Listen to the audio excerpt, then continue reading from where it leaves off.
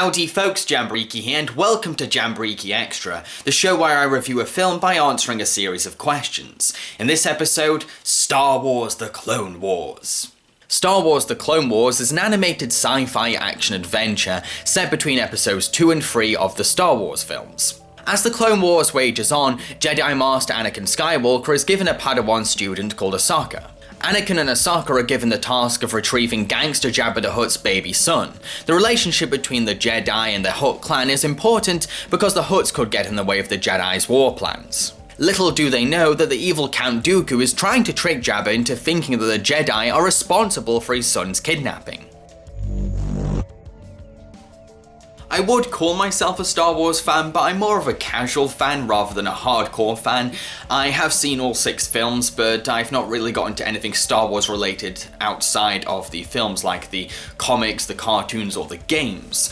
I do consider the original trilogy to be a staple of sci-fi cinema that broke ground for mainstream film, and I see the prequel trilogy as a guilty pleasure because it's so hokey and cheesy and corny.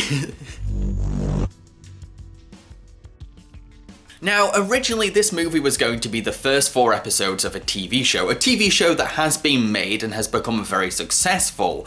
But creator George Lucas took a look at the first 4 episodes and thought, you know what, no, I want this to be a feature-length pilot for the TV show. And boy does it show, this movie definitely feels like a TV show pilot. It feels so small, there's nothing really theatrical about it. It's so boring. Most of the time, it's just action, action, action. Rarely any sense of relief. There's barely any time for drama or character development because the film is so focused on lightsabers and laser guns. Even when the film does calm down, it's pretty much about Anakin Skywalker and his Padawan trying to babysit a baby Hutt. Yeah. You know what, that makes the film feel like a silly Saturday morning cartoon, not a epic space opera. It's so, like I said, underwhelming. At first, the relationship between Anakin and Osaka is kind of interesting. Because they have similar personalities, there is a tension and conflict between them, but at the same time, they do learn from each other, they do work off each other. But as the film goes along, they develop a habit of arguing and bickering with each other. It's like listening to a married couple going through a divorce. It's so grating to put up with. To make things even more annoying, the writers are clearly treading over eggshells when it comes to Anakin's past, so they can't really develop the relationship between Osaka and Anakin very far. So it's kind of a bit awkward and doesn't really go anywhere. Just to relieve some people, Jar Jar Binks is not in this movie, so calm down, you don't have to hide, you don't have to cover your ears, it's okay, he's not here.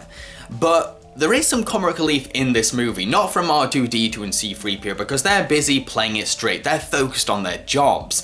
The comic relief mainly comes from the battle droids, who are so funny, they are hilarious. They are the best thing about this movie, they are so entertaining, their humor is dry and silly, I really love them. Concentrate fire on sector 11374265. 1137. What was that again? Just fire right there. Also, Jabba the Hutt has a fabulous uncle called Zero who looks like Jabba in drag. He is quite entertaining. He's not hilarious, but it's amusing to see a Hutt that's decorated like this, that's so flamboyant. It's very entertaining. I will admit that I'm divided about the art style for this movie. It's certainly unique and remarkable. It's got this boxy and angular look. It's a bit like a Cartoon Network series, but in CGI, and it is interesting seeing these characters in a stylized way. But some characters just don't translate that well to this art style and end up looking a bit off and iffy, a bit, what is that supposed to be? Who are you? What? I don't like looking at you, you kind of look a bit weird. Where's the off button? I definitely think that the voice cast is one of the film's strengths. I mean, it's pretty awesome that Christopher Lee, Anthony Daniels, and Samuel L. Jackson came back to reprise their Star Wars roles. Samuel L. Jackson in particular, because that guy is really busy. These three actors don't slack off either. They don't think, oh, we're just doing a Star Wars cartoon, we don't really have to try. No, you can tell that they want to give the Star Wars franchise some dignity. They respect this series, so they definitely put that all into their roles. We need to make contact with General Kenobi. We've been unable to reach him. It could be a solar storm, or they're rebooting their communication system. I'm sure the blackout is temporary. A messenger we are sending with important orders for General Kenobi. See to it that she gets there as fast as possible. I have my ways. More importantly, mighty Jabba, I bring a warning. The Jedi are planning to destroy you. Mistress Padme, are you all right? Was I too late?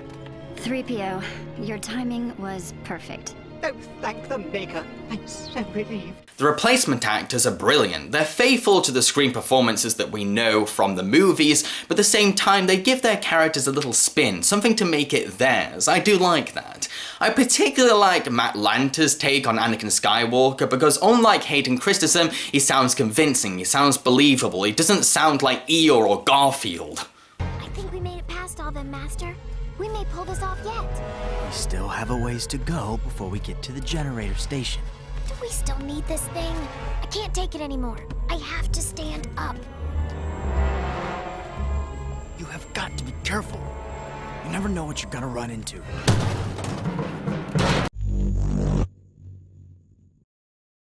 Like I said early on, this movie rarely has a sense of relief. It doesn't really take a break that often, so it doesn't have time to explain things or welcome you into the Star Wars universe, so I don't think it's the best film for newcomers to begin with, to be honest, because, well, it doesn't really go into detail about Star Wars terminologies or let you understand the Star Wars universe. It just throws you in. So yeah, it's not the best one for newbies to start with. I'd suggest that if you really want to see this film, watch episodes 1 and 2 first to get a bit of a context for the universe, the characters, and stuff like that.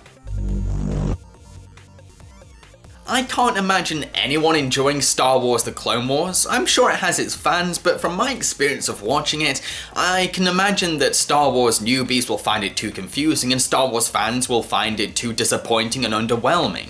It's just so... meh. That's it in a nutshell. Meh. Anyway, I'm going to put Jambareeqi Extra on a hiatus. I will bring it back one day, it's just right now I kind of want a break from it. So yeah, cheerio folks.